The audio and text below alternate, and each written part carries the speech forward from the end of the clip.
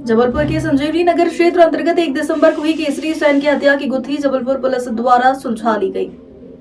आपको बता दें, थाना संजीवनी नगर के चंदन कॉलोनी तिराहे के पास एक व्यक्ति की मृत पड़ी होने की सूचना पर पहुंची पुलिस को संतोष सैन ने बताया कि उसके साथ उसके माता पिता भी किराए के मकान में रहते हैं। वह उनके पिताजी केसर सैन मौजूद मजदूरी करते थे और दिनांक 30 नवंबर को पिता केसरी सैन मजदूरी करने गए थे, जो देर रात तक घर वापस नहीं आए। 1 दिसंबर को सुबह लगभग 5:30 बजे से 6 बजे के बीच मोहल्ले के लोगों ने बताया कि तुम्हारे पिताजी केसरी सैन चंदन कॉलोनी तिराहे में पड़े हैं। उसने जाकर देखा, पिताजी बीच रास्ते में पड़ी थी,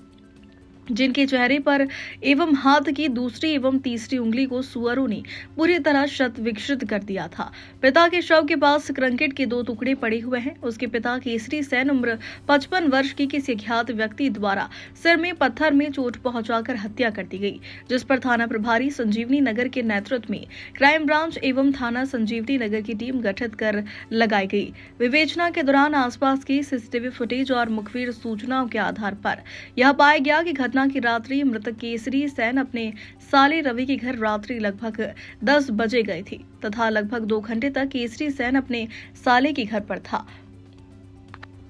नवंबर और 1 दिसंबर की दरमियानी रात एक व्यक्ति संजीवनी नगर थाने का रहने वाला केसरी सैन, उम्र इसकी करीब 55 वर्ष थी, इसका शव उसके निवास के पास ही चंदन नगर क्षेत्र में चौराहे पर मिला था और उसका केसरी सैन मृतक का जो सिर है वो बुरी तरीके से कुचलने के बाद पूरा खाया हुआ प्रतीत हो रहा था, जो बहुत ही विभत्स लग रहा था और इस जघन्य हत्याकांड से पूरे क्षेत्र में सनसनी फैल गई थी। पुलिस के द्वारा उस व्यक्ति के बारे में पता किया गया, मृतक के बारे में, तो पता चला कि वो एक मजदूर था और कोई बहुत उसके दोस्त और दुश्मन नहीं थे। और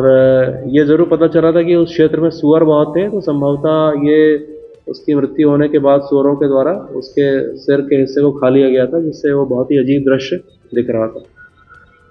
थाना संजीवनी नगर और क्राइम की टीमों ने लगातार मिलकर काम किया।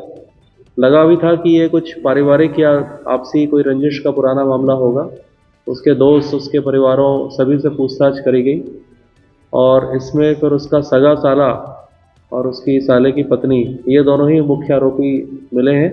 जिन्होंने पूछताछ में स्वीकार किया है कि इस हथौड़े से उन्होंने उसको वार करके उसको मार डाला था। घटना की वजह बहुत स्पष्ट सामने आ गई थी कि